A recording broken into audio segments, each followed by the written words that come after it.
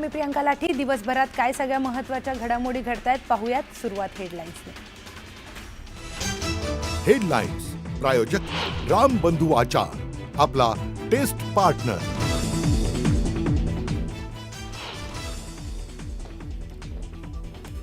मुंबई, ठाणे, रायगड, पालघर सह रत्नागिरीत आजही मुसळधार पावसाचा इशारा, तर कोल्हापूर घाट, गडचिरोली, नागपूर आणि गोंदियाला ऑरेंज अलर्ट।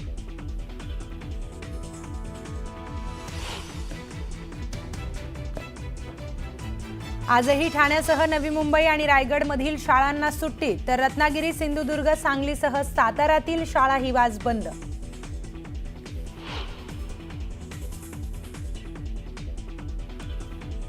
कालच्या खोळंब्यानंतर आज मध्य हार्बर आणि पश्चिम मार्गावर लोकल सुरू, तर मध्य रेल्वेवर लोकल उशिरानं।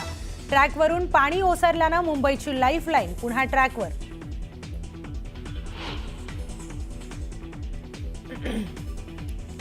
खडकवासला धरणातून विसर्ग सुरू झाल्यानं पुण्यातील एकतानगर भागात भरलं पाणी, नागरिकांना सुरक्षित ठिकाणी स्थलांतर करण्यास सुरुवात।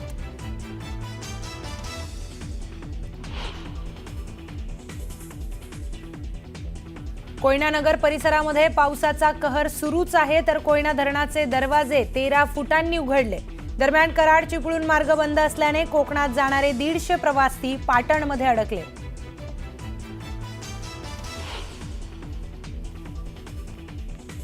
छत्रपती संभाजीनगरमध्ये पर्यटनासाठी आलेले 7 जण पुराच्या पाण्यात अडकले।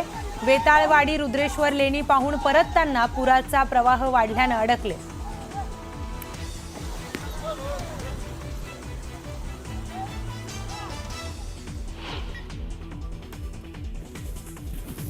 मुंबई महापालिकेच्या निवडणुकीपूर्वी ठाकरे बंधूंना मोठा धक्का। बेस्ट पतपेढीच्या निवडणुकीत ठाकरेंचे सर्व उमेदवार पराभूत।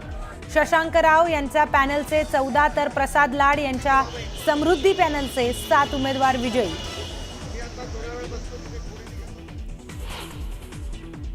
मला माहीतच नाही या विषयावर। या स्थानिक निवडणुका असतात, मला खरोखर माहीत नसेल तर मला प्रश्न विचारू नका। संजय राऊतांनी बेस्ट पतपेढी निवडणुकीच्या निकालावर बोलणं टाळलं। निकालाबाबत माहिती नसल्याची पहिली प्रतिक्रिया।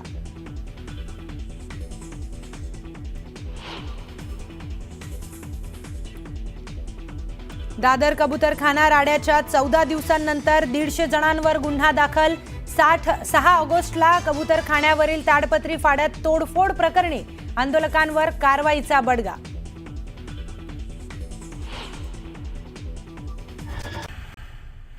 ब्रेकनंतर बघूया मॉन्सूनच्या सुपरफास्ट बातम्या।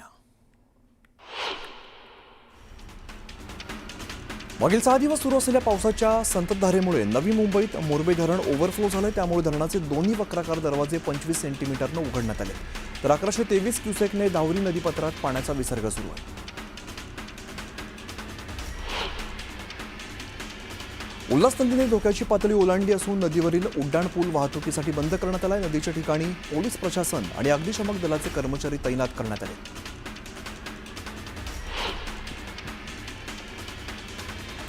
रायगड जिल्ह्यातील बाळगंगा नदीने धोक्याची पातळी ओलांडली, त्यामुळे पेणच्या खरोशी गावात बाळगंगेच्या पुराचं पाणी शिरलेलं आहे। आजूबाजूच्या गावांना सतर्कतेचा इशारा दिला। तांसा धरणाचे 38 दरवाजे उघडण्यात आले असून सावरोळीतील नदीच्या पुलावरून पाणी वाहू लागलेलं आहे, त्यामुळे वासिंद वाडा रोड हा वाहतुकीसाठी बंद करण्यात आला, त्यामुळे प्रशासनाकडून नागरिकांना सतर्कतेच्या सूचना दिल्या।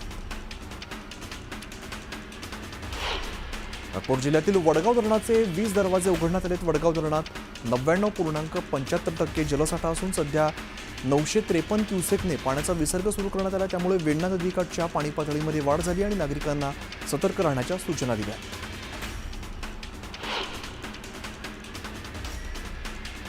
कोल्हापूरच्या शाहूवाडी तालुक्यातील कानसा खोऱ्यात अतिवृष्टीमुळे वारणा नदी आणि कानसा नदी यांचा संगम असलेल्या मालेवाडी गावाशेजारील रस्त्यावरती पाणी आले, त्यामुळे 16 गावांचा संपर्क तुटलाय। मालेवाडीसह नदीकाठच्या गावांना प्रशासनानं सतर्क राहण्याच्या सूचना दिल्या।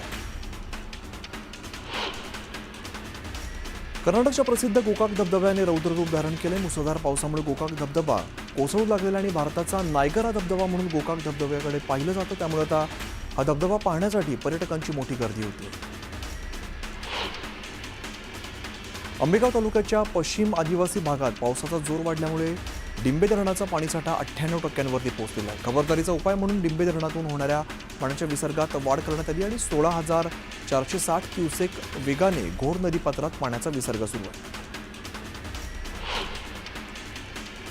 मुंबईला पाणीपुरवठा करणाऱ्या तांसा धरणाचे स्वयंचलित 38 दरवाजे उघडण्यात आले. त्यामुळे तांसा नदीपात्रात मोठ्या प्रमाणात विसर्ग सुरू आहे. त्यामुळे तांसा नदीला पूर आला असून नदीकाठच्या नागरिकांना सतर्कतेचा इशारा दिला.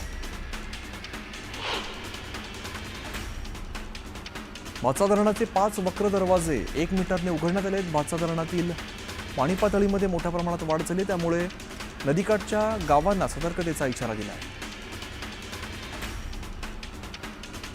सातारा जिल्ह्यातल्या पश्चिम भागात मुसळधार पाऊस झालाय, त्यामुळे धरणाच्या पाणी पातळीमध्ये झपाट्याने वाढ झाली आहे. दोन धरणातून 17,000 क्युसेक तर कन्हेर धरणातून 15,000 क्युसेकने वेण्णा आणि कृष्णा नदीपात्रात पाण्याचा विसर्ग सुरू करण्यात आला आहे. मुंबईमध्ये मध्य रेल्वेची वाहतूक सुरू झालेली आहे. रेल्वे ट्रॅकवरील पाणी ओसरल्यामुळे लोकल सेवा पुन्हा एकदा सुरळीत झालेली आहे. दरम्यान हार्बर रेल्वेवरील लोकल सेवा 5 ते 10 मिनिटं उशिरानं धावते, तर पश्चिम रेल्वेची वाहतूक आता सुरळीत झाली आहे.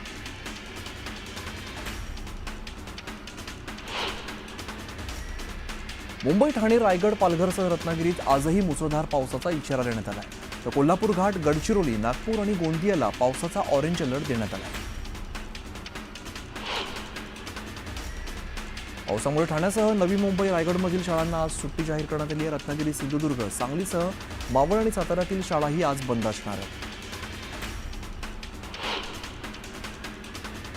कोल्हापूरच्या पंचगंगेने इशारा पातळी ओलांडलेली आहे. पंचगंगा नदी धोक्याच्या पातळीवरून वाहते, त्यामुळे 85 बंधारे अजून सुद्धा पाण्याखाली गेल्यामुळे वाहतूक विस्कळीत झाली.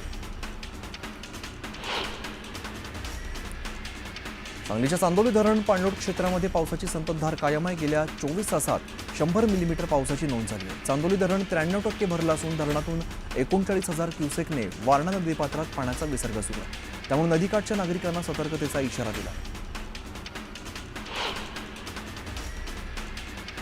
उजनी धरणातून 75,000 क्युसेकने भीमा नदीपात्रात विसर्ग सुरू करण्यात आला आहे, तर पॉवर हाऊसमधून 1,600 क्युसेकने विसर्ग सुरू करण्यात आला आहे. एकूण 76,600 क्युसेकने भीमा नदीपात्रात पाण्याचा विसर्ग सुरू आहे.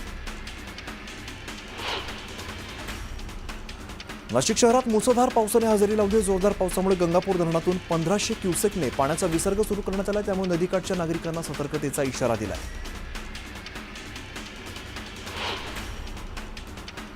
पुण्यात तिसऱ्या दिवशी पावसाने जोरदार हजेरी लावली आहे. घाटमाथ्यासोबतच शहरात पावसाची संततधार सुरू आहे, त्यामुळे धरणाच्या पाणलोट क्षेत्रात मोठ्या प्रमाणात वाढ झाली. त्यामुळे पुणे जिल्ह्याच्या घाटमाथ्यावरती रेड अलर्ट जारी करण्यात आला आहे. खडकवासला धरणातून मोठ्या प्रमाणात विसर्ग केला जातो, त्यामुळे पुणे परिसरात पाणी साचायला सुरुवात झाली आहे. पुण्यातील एकतानगर परिसरातील सोसायटीमध्ये पाणी शिरण्यास सुरुवात झाली. सोसायटीच्या पार्किंग आणि रस्त्यावरती पाणी साचलंय. खडकवासला धरणातून 35,000 क्युसेक वेगाने विसर्ग केला जातो. पुण्यातील ओंकारेश्वर मंदिर पाण्याखाली गेले, त्यामुळे शनिवार पेठेतील ओंकारेश्वर मंदिर भाविकांसाठी बंद करण्यात आले. मुठा नदीच्या पाण्यामुळे ओंकारेश्वर मंदिर पाण्याखाली गेले. रत्नागिरी जिल्ह्यात पावसानं जोरदार हजेरी लावली, त्यामुळे नद्यांना महापूर आलेला आहे. पर्यटकांना आकर्षित करणारे धबधबे ओव्हरफ्लो झाले. धरण क्षेत्रात मोठ्या प्रमाणात पाऊस झालाय, त्यामुळे धबधब्यांनी रौद्ररूप धारण केलंय. राजापूरच्या सवतसडा धबधब्याचं रौद्ररूप कॅमेऱ्यामध्ये कैद झालंय.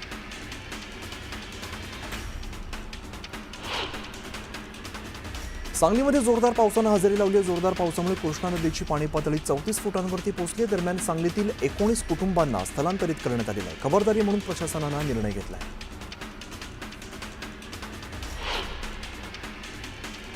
पिंपरी चिंचवडमध्ये जोरदार पावसाने हजेरी लावली. जोरदार पावसामुळे मोरया गोसावी मंदिरामध्ये 20 ते 25 फुटांपर्यंत पाणी साचलं, त्यामुळे परिसरातील जनजीवन विस्कळीत झालंय.